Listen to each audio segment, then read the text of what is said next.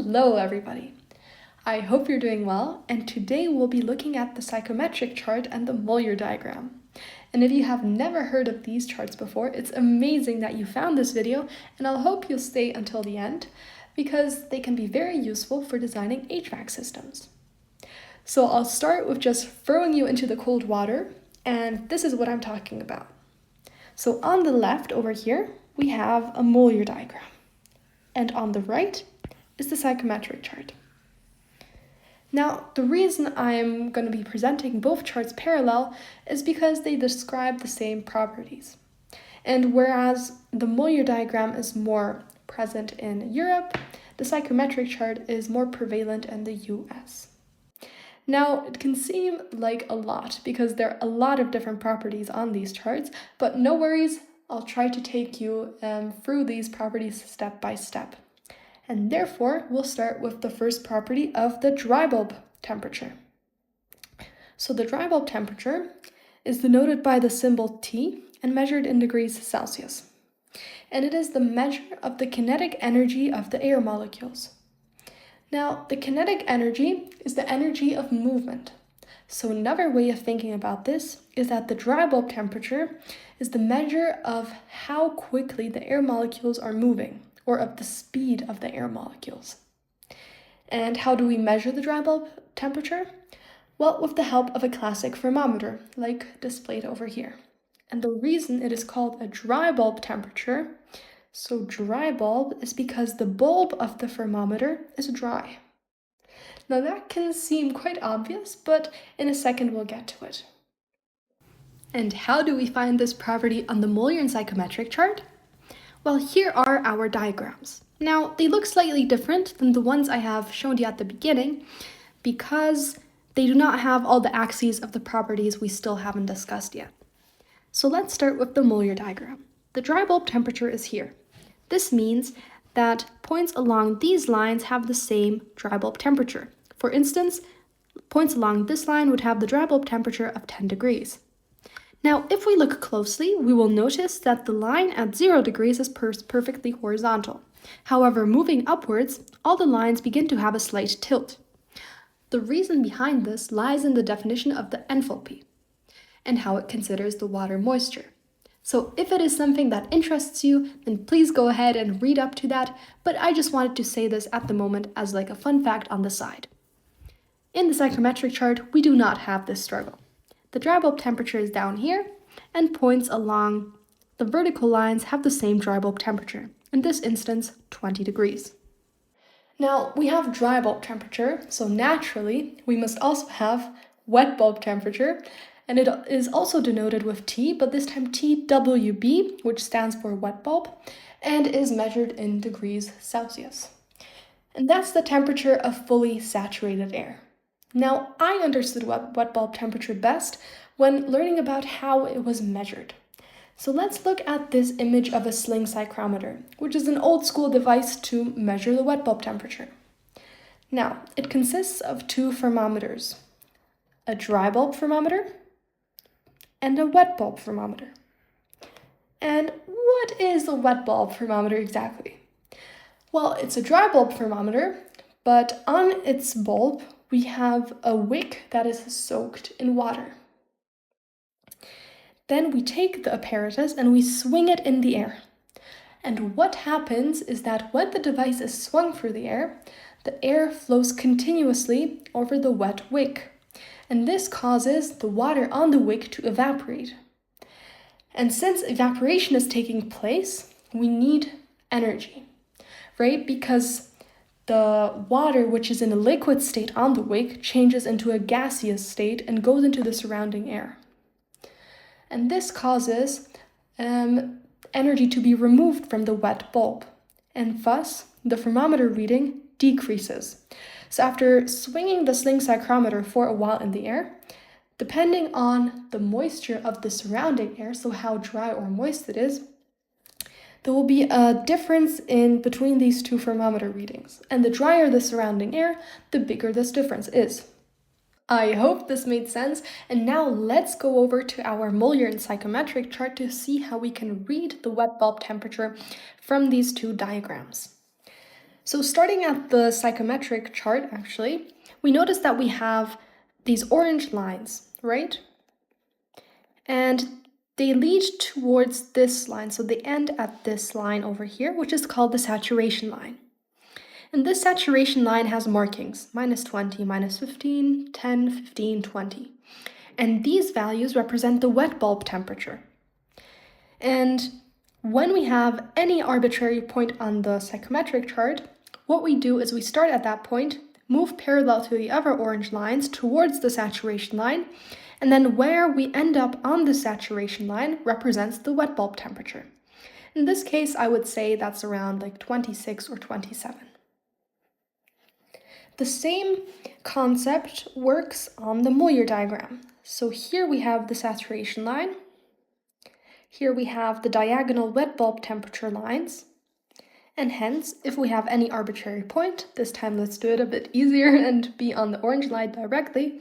We start at the point, move down towards the saturation line, and here we see 15 degrees is our wet bulb temperature. Perfect! Let's move on. So the humidity ratio is next. And it describes the absolute value of moisture in the air. Concretely, it's the mass of the water vapor to the mass of the air. Now, the humidity ratio is denoted by the symbol X and given in kilograms per kilogram. Or usually, the charts use grams per kilogram just to have nicer values.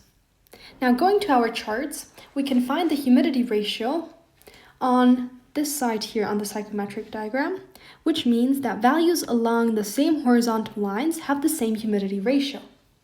Now, on the Mollier diagram, it's down here.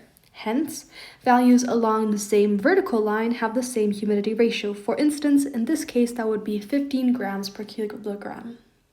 Perfect. Now, another important or nice value is the dew point, which is the temperature at which specific air, with its current moisture content, becomes fully saturated and starts to condense. Now, this property is very nice to find on the Mollier and psychrometric chart. So let's start by plotting a point. How about we start with the Mollier diagram?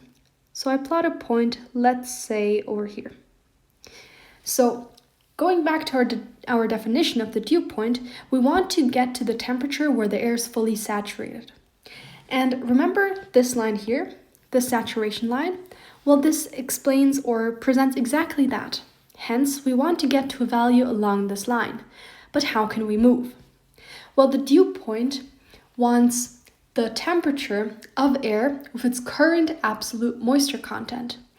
And to move along the lines that have the current absolute moisture content, in the case of the Mollier chart, that would be these vertical lines, right? We just talked about the humidity ratio as describing the absolute moisture content. Hence, we move along these lines. So we start from our point, move along these lines towards the saturation line, and then we read off the values on the saturation line. So in this case, it would be around 0 degrees. Just as a reminder, these values give us the temperature values of the dew point temperature or the temperature along the saturated line. We can also plot a point on the psychrometric chart. How about here? And then we start at this point and do the same thing. However, this time the values that have the same humidity ratio are on the same horizontal lines. Hence, we move horizontally towards the saturation line and read off the value that's there, so around 20 degrees. And the next property is the relative humidity, which is denoted by the Greek letter phi and given in percent. And it is the ratio of current moisture content of the air compared to fully saturated air. Now, I just want to highlight the fact that the humidity ratio is absolute and the relative humidity is, well, relative. And the reason it is relative is it varies with temperature. And in order to understand that a bit better, I think we need to look at air, or moist air to be precise, at a molecular level. So generally, this is what an air molecule consists of. Or, well, to be exact, 78% nitrogen molecules, 20% oxygen molecules, and less than 1% water vapor. However, water vapor has one attribute that these other two molecules do not have, and it's the fact that it's a polar molecule. A polar molecule has an uneven charge distribution. So you can see that here we have a slight positive charge, and here we have a slight negative charge. This allows short-range intermolecular forces to happen. Hence, if two water molecules or several water molecules are at a very short proximity to each other, they can bind. So please keep that in mind. So going back to our air molecule, if we keep on loading it with more and more water vapor, what happens is at one point, the water vapor molecules will be at such short distances to each other that they won't be able to help themselves and bind and hence condense. Now, let's take a step back and observe why this occurs. So we know that all molecules move always. And we also defined polarity as short-range intermolecular forces. Hence, if they move quicker, it's harder for the forces to act because the molecules are going away from each other that fast. Hence, we can conclude that one of the factors that is responsible for this condensation to occur is the speed of the molecules, or the kinetic energy, and the second would be the distance between the molecules. So, the condensation of the air molecules is dependent on their kinetic energy. And if we think back to the first property we discussed in this video, that was the dry bulb temperature, which we exactly defined as the kinetic energy of the air molecules. And now that means that the higher the dry bulb temperature, the faster the water vapor molecules are moving, and hence it is harder for the polar bonds to keep them together, and it is more difficult for the water vapor to condense. The second aspect that influences the condensation of the air molecules is the concentration of the water vapor molecules. Intuitively, it makes sense. The more water vapor molecules we have, the higher the probability that they will condense out of the air. And this is given by the partial vapor pressure of water. Now, where do we find the relative humidity on our psychrometric and Mollier diagram? On the Mollier diagram, it's along these curved lines. And on the psychrometric chart, it's also here. Nice. Now we get to the most important property in the psychrometric and Mollier chart, at least in my opinion, and that is the enthalpy, or the total thermal energy of the air. The enthalpy is denoted by the symbol H, and its units are kilojoule per kilogram. So when we consider air in the context of the psychrometric chart or the Mollier diagram, we talk about moist air, so dry air with water. Hence, the total thermal energy is the thermal energy of dry air plus the thermal energy of water times how much of that water we have. And the variable which describes the moisture content of the air we are looking at is the humidity ratio. Hence, we have the symbol X. Now, we haven't talked about it yet, but we can calculate the thermal energy of dry air by multiplying the specific heat, or how much energy is required to heat up a substance by 1 degree, by the temperature. The specific heat is denoted by the symbol C. So here we have the total thermal energy of the dry air is the specific heat of dry air, so how much energy is required to heat up dry air by 1 degree, times the temperature. But when looking at the thermal energy of the water, we have one more variable here, R0. Why is that? Well, the specific heat only considers a substance that stays in the same phase. But when we consider moist air, that is a gas, the dry air is a gas, but water is liquid, right? So the thermal energy of water considers here the specific heat of water, which is a liquid, so we also need to consider the heat of evaporation of water, right? Because the water needs to change state. Now, the specific heat and R0 are both constants. Hence, we can just input them into our equation so that we see that the enthalpy is only dependent on the dry bulb temperature and the humidity ratio, which also turn out to be the axes of our psychrometric and Mollier chart. Isn't it beautiful? And enthalpy is often used to size HVAC equipment. Just throwing it out there. So how can we find the enthalpy on our chart? Well, we move along these gray diagonal lines here. So looking at our Mollier diagram, that would mean that all values along this line have an enthalpy value of 60. And on our psychrometric chart, all values moving along this line over here have the same value of 50 for the enthalpy, 50 kilojoules per kilogram, just to be safe with the units. Good, and I can successfully report back to you that we're done looking at all the properties. And as a last part, I would just like to conclude our findings and make sure we can find all values from a given point on the Mollier and psychrometric chart. So let's begin with the Mollier diagram. So our input point has a dry bulb temperature of 25 degrees. So this is our dry bulb temperature, and here we have 25 degrees. So our point will be along this line here. And then we have a relative humidity of 50%, so this is this curved line here. And now remember that, I'll start to plot the point. Now remember that the dry bulb temperature isn't a perfectly straight line, so we'll be around here in our point. Good. So let's now find all the other properties. So we begin with the dew point. And how do we find the dew point again? Well, we move along the lines that have the same humidity ratio. So they are the vertical lines, right? Because the humidity ratio is here. Until we reach the saturation line, just this line here. And then we can use the gray numbers here to read off our result. So if we do that and we move down here, I say we're around like 14 degree-ish. So let's write that down. The dew point temperature is 14 degrees Celsius. The next value or property we're looking for is the enthalpy. And we just had that. So we know that to find the enthalpy, we just move along these gray diagonal lines, and here we see the number 50. Hence, the enthalpy is 50 kilojoules per kilogram.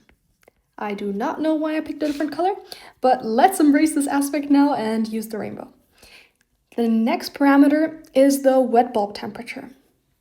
And the wet bulb temperature is here, right? So it has the orange lines that go down here until we reach the saturation line. So going here, I would say that's around like 17 or 18 degrees, I'm not sure. So let's be diplomatic and say 17.5 degrees Celsius. And the last property we're looking for is the humidity ratio. And we already saw how we can get it from the dew point temperature. We simply move vertically down until we get to the markings. So I would say that's around 10 degrees. Not 10 degrees, sorry. The unit is grams per kilogram. So we have 10 grams per kilogram. Amazing. So we can move on to the psychrometric chart. And I didn't want to give it to you too easy, right? So I want to keep you guys on your toes. That's why I chose a different starting point. Okay, so we have the starting point of a dry bulb temperature of 35 degrees. So looking at our dry bulb temperature, this is 35 degrees, so we have to move here up. And then the relative humidity of 70%. This is 190, 80, 70. So we have to be here, and then we have to be at 35 degrees. And let me just plot the point. So it's kind of difficult without a ruler, I must admit. So it's around here. Is that correct? I think so. Maybe let's go here. Yep. Okay. So we'll start with the dew point. Here's the humidity ratio. So this time we move horizontally until the saturation line. This is 25 degrees. This is 30 degrees. So I think we're around like 29, 28-ish. Let's just stick with 29. It shouldn't be too big of a problem. 29 degrees. I think everybody can see that I do not have a ruler, so it's going to be fine if we have estimates. For the enthalpy, we move again across these lines here.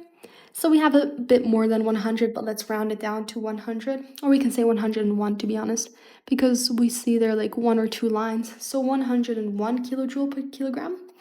Let's keep it chronological with the rainbow this time. 101 kilojoule per kilogram. For the wet bulb temperature, we move parallel to the orange line. So here it's 35 and here it's here it's 30 and here it's 35. We're like 30 something-ish. So let's round it down to 30 degrees. And then for the humidity ratio, we simply move horizontally this direction. So I think it's 26, right? 26, 27, 28, 29. Yeah, we're at 26 grams per kilogram. 26 grams per kilogram. And perfect, we are done. So thank you very much for your patience, and thank you for not stopping the video, that you got to the end. I really appreciate that, and I hope you got to learn something. It wasn't easy for me either, so we're in the same boat, and thank you very much for watching, and I hope to see you soon. Bye!